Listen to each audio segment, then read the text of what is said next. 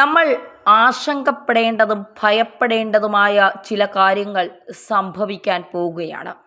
ഭയം എന്ന് പറയുന്നത് പാകിസ്ഥാനെ നമ്മൾ ഭയക്കേണ്ട ഒരു കാര്യവുമില്ല. കാരണം നമ്മുടെ സൈനികരെ നമുക്കത്ര വിശ്വാസമാണ്. നമ്മുടെ കര, നാവിക, വ്യോമ സേനയിലെ സൈനികർ മുഴുവൻ നമ്മുടെ രക്ഷയ്ക്കായി നമുക്ക് മുന്നിൽ തന്നെയുണ്ട്.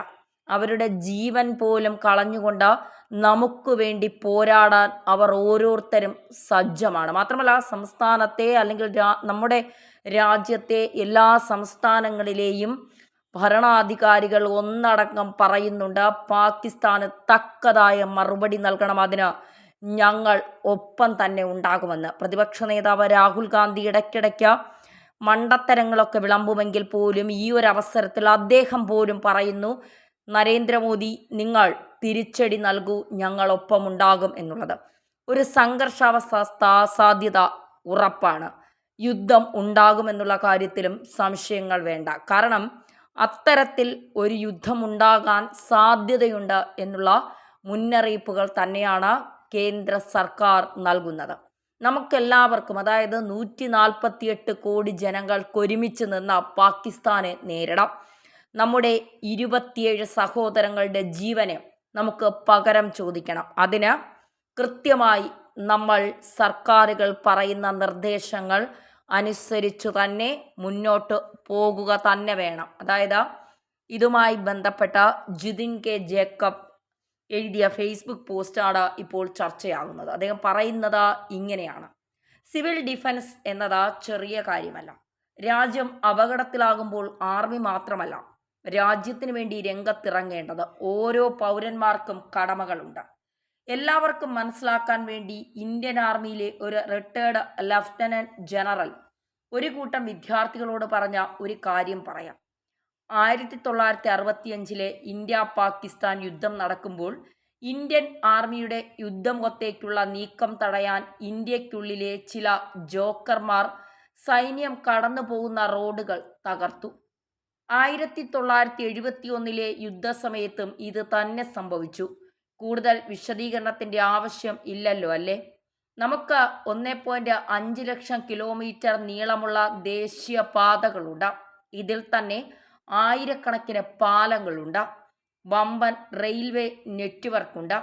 വൈദ്യുതി നിലയങ്ങളും ഹൈ വോൾട്ടേജ് വൈദ്യുതി വഹിക്കുന്ന ലൈനുകളും ഫൈബർ കേബിളുകളും ഗ്യാസ് പൈപ്പ് ലൈനുകളും ഒക്കെയുണ്ട്. ഇതെല്ലാം രാജ്യത്തിൻ്റെ ജീവനാഡികളാണ്. ഇതെല്ലാം സംരക്ഷിക്കേണ്ട ഉത്തരവാദിത്വം പൗരന്മാർക്കുണ്ട്. ഇന്ത്യയുടേത് പ്രൊഫഷണൽ ആർമിയാണ്. അവർ ലക്ഷ്യം പൂർത്തീകരിക്കുക തന്നെ ചെയ്യും.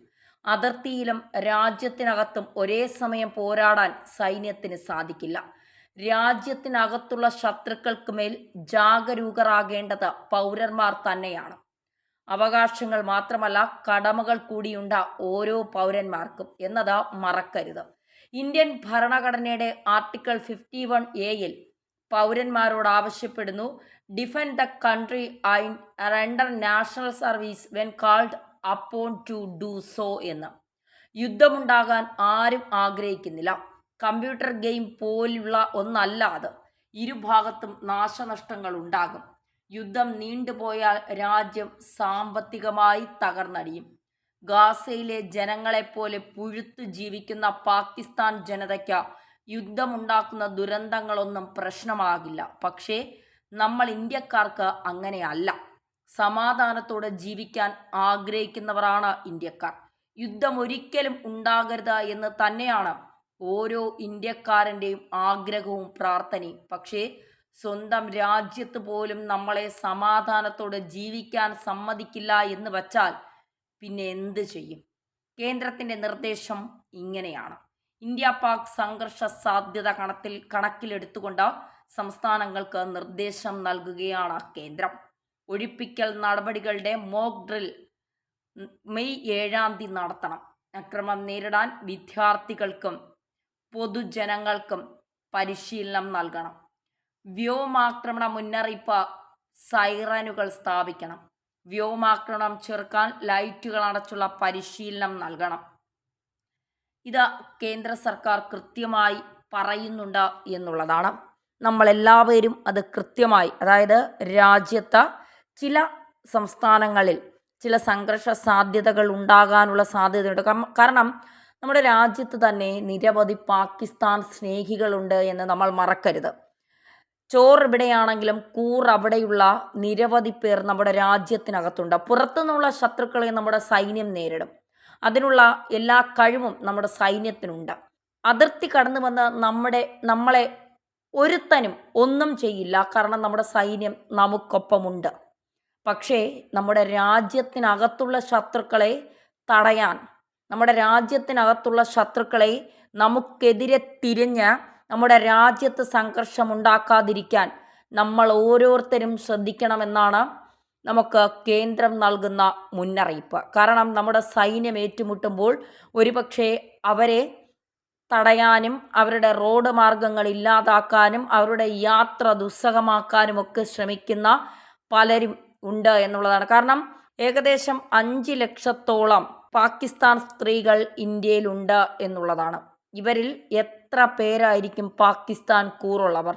അതുപോലെ തന്നെ നിരവധി ആളുകൾ പാകിസ്ഥാനിൽ നിന്ന് ഇന്ത്യയിൽ വന്ന് റേഷൻ കാർഡും ID കാർഡും ഒക്കെയായി 10-17 വർഷമായി വോട്ട് രേഖപ്പെടുത്തിക്കൊണ്ട് ഇന്ത്യയിൽ ജീവിക്കുന്നു. പാകിസ്ഥാനിലില്ലാത്ത സ്വാതന്ത്ര്യം ഇന്ത്യയിൽ കിട്ടുന്നു എന്നുള്ളതാണ് ഇവരെയൊക്കെ ഇവിടെ നിന്ന് പാകിസ്ഥാനിലേക്ക് പോകാൻ പ്രേരിപ്പിക്കാത്തത് എന്നുള്ളതാണ്. പക്ഷേ അപ്പോഴും മനസ്സ് മുഴുവൻ ദേശസ്നേഹം നിറഞ്ഞവരാണിവർ. ഇവർക്കൊരിക്കലും ഇന്ത്യയെ സ്നേഹിക്കാൻ കഴിയില്ല. ഇവർക്കൊരിക്കലും ഇന്ത്യയുടെ നന്മ കാണാൻ കഴിയില്ല. ഇവർക്കൊരിക്കലും ഇന്ത്യയെ തൻ്റെ നെഞ്ചോട് ചേർക്കാൻ കഴിയില്ല. അതുകൊണ്ട് നമ്മളെല്ലാവരും കരുതിയിരിക്കണം. പുറത്തു നിന്നുള്ള ശത്രുവിനേക്കാൾ ശക്തിയുള്ളവരാണ് അകത്തുള്ള ശത്രുക്കൾ. ആ ശത്രുക്കളെ എങ്ങനെ നേരിടണം, ആ ശത്രുക്കളെ ഏത് തരത്തിൽ നമ്മൾ പ്രതിരോധിക്കണം എന്നുള്ളതാണ് നമ്മൾ ആദ്യം മനസ്സിലാക്കേണ്ടത്. നമ്മുടെ വിദ്യാർത്ഥികൾക്ക്, നമ്മുടെ ചെറുപ്പക്കാർക്ക് ഒക്കെ ഈ കാര്യത്തിൽ സർക്കാരിനെ സഹായിക്കാൻ കഴിയും. കൃത്യമായ പരിശീലനം നേടിക്കൊണ്ട് യുദ്ധമുണ്ടായാൽ, സൈറൻ മുഴങ്ങിക്കഴിഞ്ഞാൽ എന്തൊക്കെ നിർദ്ദേശങ്ങൾ നമ്മൾ പാലിക്കണം, നമ്മളെ രാജ്യത്തെ സംരക്ഷിക്കാൻ എന്തൊക്കെ കാര്യങ്ങൾ നമ്മൾ ചെയ്യണം, അത് കേന്ദ്ര സർക്കാർ പറയുന്നതിനനുസരിച്ച് തന്നെ നമ്മൾ മുന്നോട്ട് പോകണം. ഒപ്പം രാജ്യത്തിനകത്തുള്ള ശത്രുക്കളെ തിരിച്ചറിഞ്ഞുകൊണ്ട് അവരെ ഒരു തരത്തിലും മുന്നേറാൻ അനുവദിക്കാതെ, നമ്മുടെ സൈന്യത്തിന് ഒരു തരത്തിലുമുള്ള ബുദ്ധിമുട്ടുണ്ടാക്കാതെ അവരെ തടയാനുള്ള പരിശീലനം കൂടി നമ്മൾ നേരിടണം.